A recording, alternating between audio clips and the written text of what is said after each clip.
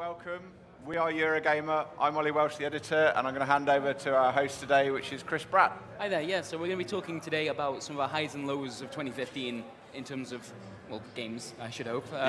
It's been a pretty excellent year, to be honest, and we're going to talk about things like The Witcher, Metal Gear Solid, and but first, should we all introduce ourselves? Ollie, Chris. Aoife, also of Eurogamer. And Martin of Eurogamer, funnily enough. Yeah. If I remember, the first game that really hit the headlines, that hit the hype meter this year was Bloodborne. Yeah. That was the first game that got everybody really excited. You've completed it I'm a on couple my of times, third right? playthrough of Bloodborne Yeah. now, Jeez. so it's fair to say I like it quite a lot.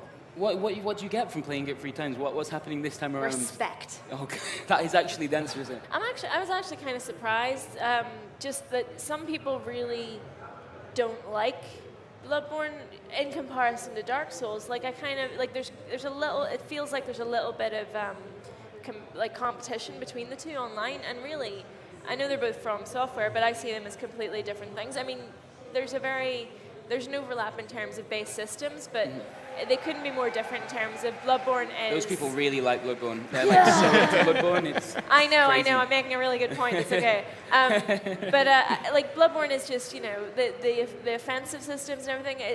It really changed the way I played Dark Souls, actually. Yeah, and I it's feel. changed the way changed the way Dark Souls 3 feels as well. I think Yeah. Dark Souls 3 feels more like Bloodborne. Because Bloodborne's like a much more aggressive game, and I quite like that. It just means you can just blunder through a lot more. Yeah.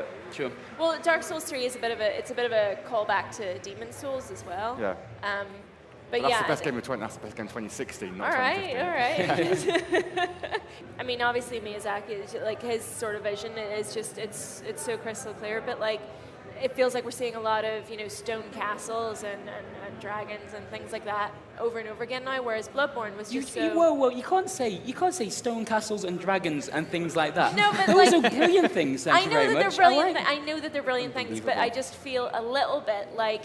So we played an early demo of Dark Souls 3 at EGX, and I don't know about you, but like that Walls of Ioleth or whatever it was called, the High Wall of Ioleth, I think the level was called, but it felt a little bit like the Undead Burg, right? Yeah, It and you got the sensation of I've been here, done that before, which Right. kind of cuts off the main appeal of Dark Souls. Yeah, and I'm sure that will change. It's a very early build, and I'm sure that we'll see stuff that we've never seen before later in the level. But the point is, with Bloodborne, there was none of that because it was this completely different look and different feel. What's your nerdiest favourite game of the year so far? Invisible Ink is just wonderful. It is absolutely incredible. It is amazing. What is it, sorry? Invisible Ink. So okay. It's a turn-based strategy game, except you're controlling a group of spies that have to... You're eventually building up to this one final mission. You're told this at the very, very beginning, that there's going to be a really difficult end and you need to be prepared for it. And so that means that every level you have leading up to that, and there are a limited amount, you'll only ever get, I think you probably play like 6 or 7 missions before the final encounter, something like that. And you need everyone to count, right? You need to get as much loot and experience and everything from it. And because of that, you get really greedy. And it's got that part, and then as well as that, it's also the game that's got permadeath, and if you fail, it's game over.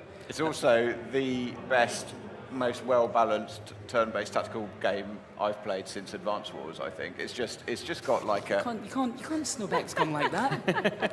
But yeah, those two things go well together because it makes you as the player, you want to be greedy, you want to get everything, and then you fail because of your own greed, and you're never mad at the game. Then you're always mad at yourself, and I think that's an impressive thing for a game about heists. It seems to fit into it really nicely. I did completely love Invisible Ink, but if I'm being honest, I've got nerdier loves than that.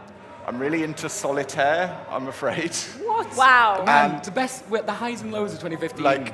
I really not like expecting Solitaire, and there's been 2 amazing new Solitaire games this year.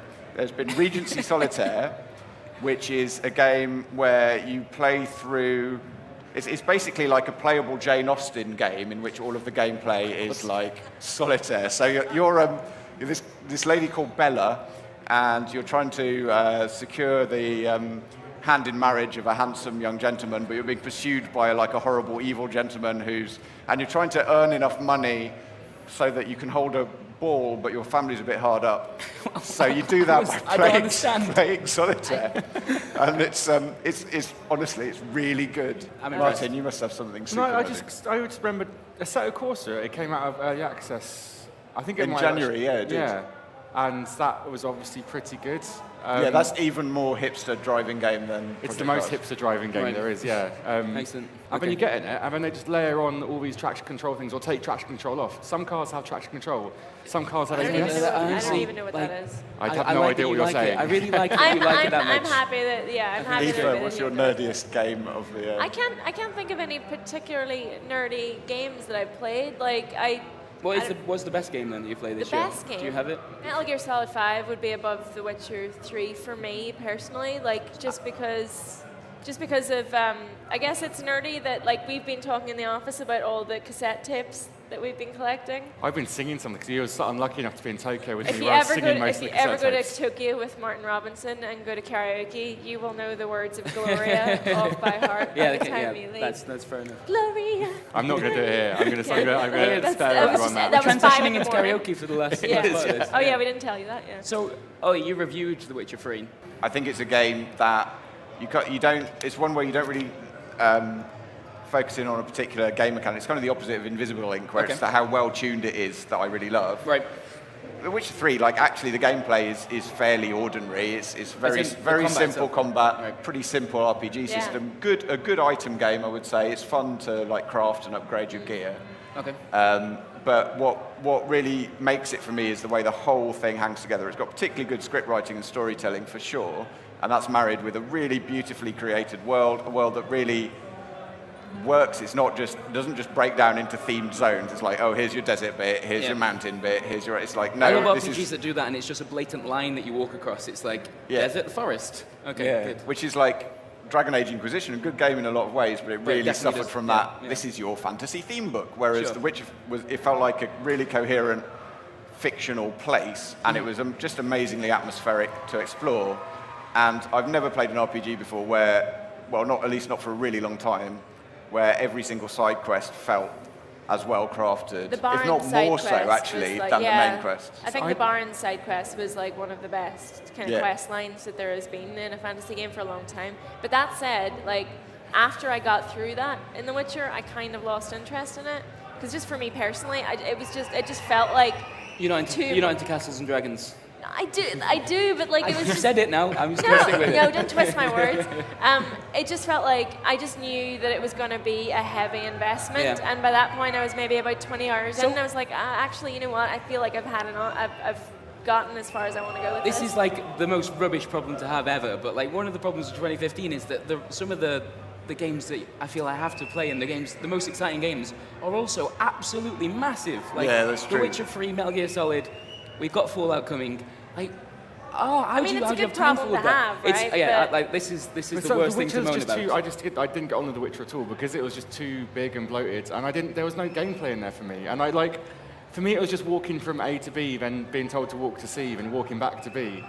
And that was it. And it was like, I understand it's like the narrative is really strong and everything, but it just didn't click with me for some reason. Mm-hmm. And like you just compare that to Metal Gear Solid 5, which is just absolutely rich with systems, and it surprises you in so many ways. And you can just dick around in it loads. You can't really dick around in The Witcher that much.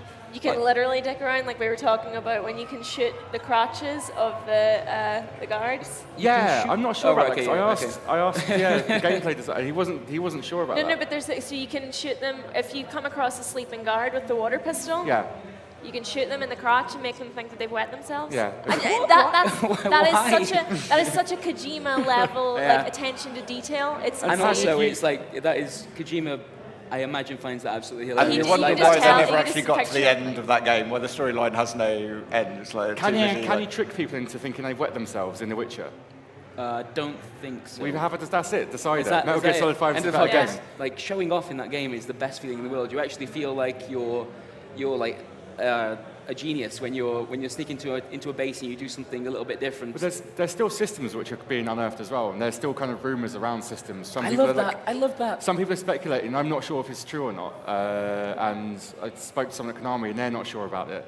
But apparently as well, in the game, if you shoot people in the heads repeatedly, then they're ordering helmets. Yes. And apparently, if you shoot them in the crotch repeatedly, then they're ordering female soldiers. Again with the crotch Really? stuff. Yeah, and it's funny. It's like there's a theory around that people think that's a thing, and it's not been confirmed yet. But it seems like that's a thing. I think that's why Kojima's so That's good. kind of flawed science, though. I mean, just because. Oh no, yeah, It still hurts, yeah. Well, I'm sure the girls here will sort of agree with me on this. We still have things there. Getting shot in the crotch hurts. It's not just a black hole. Okay. Well, Oh god. I don't know where to go with that. Please. Right, I'm going to put Martin on the spot now. Your favourite game of the year so far, is it Bloodborne? Yeah. Is it Metal Gear Solid 5? Or is It's it the last one. Splatoon? It's Splatoon. We can't get this far. We can't get as far without talking about Splatoon, which is the best game of the year. Well, Nintendo don't often, to the derision of many people, they don't often do new things, basically. They don't do new IP that often. Their last new IP before this was Pikmin in 2001. Right. The last new, first-party IP, that is. And yet, when they do new things, it turns out they're really good at making video games, and it's amazing seeing them. It's amazing seeing them to kind of apply all the craft that you get in Mario games to something completely new, and also something which is quite well established as well, because it's like nominally a shooter, I guess, in some ways, but it's more than that. It's kind of a shooter turned on its head. It's not about shooting people; it's about shooting the environment. yeah. It's a multiplayer game whereby. Obviously, most multiplayer games are map-based. It's about getting to know the map and getting to exploit the map. This actually just means you actually have to cover the area with paint. You've got to shoot the area. It just makes you think about multiplayer games like that in a completely different way. Sure. And also, it's just the most fun. You cannot not have fun with that game. All right. Well, have we missed anything? Not games, but I Big want, games that you wanna what are your non-games highs? What are your highs from doing our job this year? Oh god, I've got such an easy answer for that. Yeah. Well, can I steal this one? Go for it. Oh, Oh, no, it's no. obvious, isn't it? Yeah, it's yours. Sorry. You have it. We had this chap called Miyamoto who some people seem to be quite into. Seems to know the odd thing about designing games and levels and that. We had him walk us through World 1.1, which was just an absolute pleasure. Talking about how the level's designed and just these strange little anecdotes that come out of it, like how various enemies were named. The fact that Mario wasn't always small at the beginning of the level, but they wanted you to feel happy. He just came alive. So we had him sitting down at a desk, so we kind of made this filming space look like a school. Oh, if anyone's watched that video, amazing. the By background which we was our mean fault. Chris drew with a Sharpie on some paper and stuck it on the wall. But so as soon as he sat down and he picked up a controller and we were like, can you play through 1.1 and kind of show us the design decisions as you go through it? And his face just lit up, and he was just he was so. I mean, obviously we had to wait for the translator to sort of translate what he had said and then say it back. Yeah. But we were all just sitting there, just wrapped in what he was, every tiny little decision he made. And then I remember he picked up the amiibo, the Mario amiibo that was in front of him, and started demonstrating how there used to be a slide in his movement, and just the minute attention to detail that came into making Mario's jump feel satisfying to players. That's someone who really cares about his craft. Mario Brothers was it 25 years ago? Is that right? 30 years Yeah. ago. Oh yeah, of course, the 30th anniversary. And yeah, that's an awful long time to still be excited about talking about how you designed it, right? Yeah. So it was. I was just relieved that I really like Miyamoto in person, because I love his seeing him on Nintendo Direct, seeing him talk at various presentations is always a treat. I was worried that we'd meet him in person and he just wouldn't like us, or would just not be excited to talk about games, and he totally was. The only thing that has stopped me from sacking you all because you got to do this and I didn't was I actually got to meet Miyamoto a little bit earlier in the year at E3. Nintendo did a little preview event just before the show with showing off Star Fox, and he was there. And he's just he just sort of radiates this sort of fun, positive energy. And he's also a ridiculously healthy human being for someone who is in his late 60s. He looks amazing. And he's just when he stands up, he's constantly rocking backwards and forwards on his toes because he's just he's just got that much energy. He is an amazing guy. More importantly, that was my Wii U that he played, and that was my gamepads he picked up. The drawing you did at the end was my Sharpie pen. Oh so my God, he But still won't let me touch his Sharpie pen. You're we need ridiculous. someone nearly took his coffee cup. That's how bad it was. I think John was like, am I going to do this? Am I going to take the coffee cup That and is drink out? not It's like, no, even an that's a bit weird. That actually That's happened. a little bit weird. Yeah, Martin, have you got a highlight, or have we I think stolen yours? Miyamoto was one of them. TGS last week was really good fun. Oh, yeah. Good time, and there were some yeah. highlights there. I got to meet Yu Suzuki again. which is someone who's just who's like a god to me. It's always amazing. Martin was really nervous before he went to meet you, Suzuki. Well, he did a. I can't say. You have to tell this story. This is a really good story. It's not like I feel bad. Like, No, don't tell the story. No, I can't. It's fine. No one's watching this, right? No, it's fine. It's fine. It's not on the internet. Well, no, because I'd met him before basically, and I like massively nerded out when I met him before, and I bought him a gift. Like reverse Gamergate, isn't it? I bought him an expensive bottle of whiskey just to say thanks for all the amazing games he's made. And so I think he remembered me when I saw him last week. So, oh God, in Tokyo. here comes the fanboy. Oh, yeah, no. so and then he's like, I sort of went to go and say hello to him and everything. And then he just went and he just reached for his gut and then had to go and be directed to the toilets. And I was there with his assistant, and so we was talking to each other. And after a minute, it's like, oh, this is a nice hotel, isn't it? This is quite nice. After like 2 minutes, it's like, oh, are you enjoying the show? Is it a nice show? After 5 minutes, we spoke about the diorama they had in the middle of the lobby. And like after 15 minutes, I was going, oh my God, what have I done to him? Has he run away from me? Has he just had enough? And after 50 minutes, he came back looking relieved. Oh, good. So, yeah. Oh, God. So I made you do a poo, basically. And then I said, you have to call the article "You Does a Poo" or "Poo Suzuki." Like, it just really writes itself, to be honest. It's going to be the #1 piece of games journalism this year. I made you do a poo. You've won this conversation. You've just won that. Now, nobody outside of this room, can't repeat this ever again. Like, that's all between us. It's been a good year. It has. There's been only one big black mark against it, really, which is sadly the passing of Mr. Iwata, I think. Yeah. And that was a real gut punch. I was on my way into work on a Monday morning, and I read the news, and it was just like, oof. Yeah. And we all knew he was unwell, it was literally the week after we went to meet Miyamoto as well, wasn't it? Yeah. Was it really that soon after? Yeah. God. So yeah, like there's one respect to which 2015 is not a classic year, and it's that. And I think we have to recognise it. But other than that, it's been really good, and I think we'd all say we've been quite energised. There's one other low point. Is it a low point? I'm not sure if it's a high point. It's kind of a bit of both, but it was Pele. Pele. Does anyone remember the Pele E3, interview yeah. at E3? EA brought him onto stage, and it was kind of in a setting like this, and we were expecting him to talk about a game, and yet instead they were just talked about this time that Pele went to Sweden. 20-minute interview, Pele talking about how his girl touched his hair once in Sweden. But I kind of like that. That's what I like about E3. I like watching the presentations when things just go a bit weird. Like, come on and do a dancing game. Everyone will find it a bit awkward to watch, and it's just fun. It's toe-curlingly bad, though, when I know, but that's cool. That's part of the fun. Like, that's the difference between reading the news stories the next morning and actually just watching the whole thing and kind of being collectively just a little bit embarrassed by it, which is nice. It brings the community together, you know? Yeah. Embarrassment. Should we close with a few questions? Or Yeah. I don't know how much time we've got left, actually. Does anyone know? We should probably know. We've got about 5 minutes left, I think. So if anyone wants to ask any questions, I think there's a microphone over there. I've played some of the great games this year, like Witcher and Metal Gear and everything, but my personal favourite this year so far has got to be Everybody's Gone to the Rapture. Oh, that's a good one, which we didn't mention. Amazing game. I remember having a conversation with both Wes and Martin about this after they'd both played it, and Martin was like, "Oh, this is amazing! It made me cry." But like, as we've established, like getting up in the morning makes Martin cry. Everything's amazing. So that was like, yeah, fine. It's as good as like the cup of coffee you had 10 minutes ago. But then Wes said, no, it's really good. And Wes, right? Wes is like... Wes is the most stone-faced He's a person. stone-faced lad from East Croydon who really, really likes Destiny. Yeah. And those are the things about Wes. And he hates indie games. He regards them all as hipster bullshit. And he was like, it's really good. Yeah. It's really good. We got to a certain moment, I turned to my wife who was watching me play, and she was crying, and I will admit that I had a tear. And I was like, oh my God, I have to play this game now. Yeah. Hello. Hello. Couple of specific questions about Eurogamer. The podcasts are very sporadic now, normally one-off specials. Is there any chance of moving back to a regular podcast of every week, every 2 weeks? Yes. We actually had a meeting about this a couple of weeks ago, and we're going to do it. We've resolved to do it.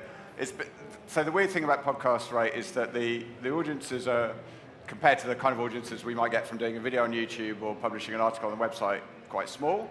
The other annoying thing about podcasts is, for us, we can't monetize them. We can't put advertising next to them, which is how our wages get paid. But that said, we really miss it, and we miss the link that it gives us to the community, and we miss it as an outlet for our personality, for having conversations like this that you wouldn't necessarily put in an article on the website. So yes, we're going to do it. I can't put a date on it, but it will be soon, and it will be regular. Thank you very much for asking for that, though. That's lovely. Yeah. Can I ask one more? Yeah. Start of the year, you changed the review policy, obviously dropped the scores.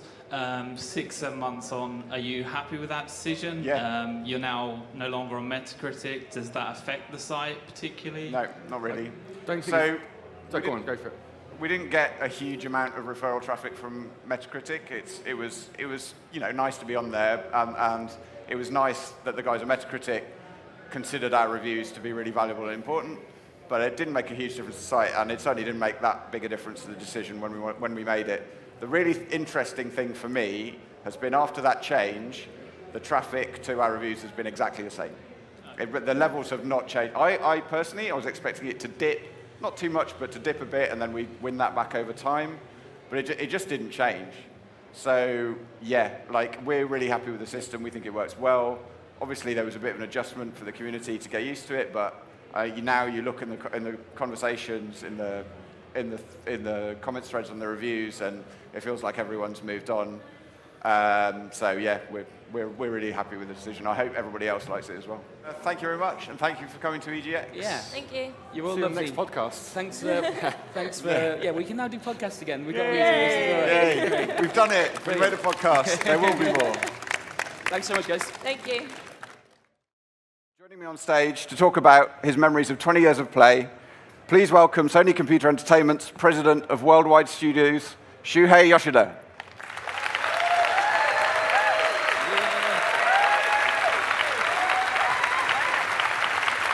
Hello. Hello. Thank you for coming. It's overwhelming. Thank you all for inviting.